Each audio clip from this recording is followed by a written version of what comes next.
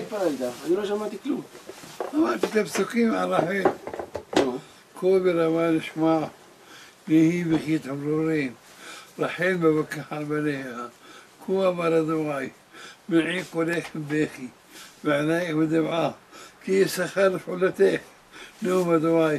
שבו מארץ יוסף, וישכחו אחריתך נאום אדוני, וישבו בנים לגבולם. מתפללים על עם ישראל, שיבונו צרים, המתברים כבירוני, כתירוני, רק להתפלל לקדוש ברוך הוא, יפה לעשותיו וכמה שבותם. זהו? כן, על עם ישראל התפללתי.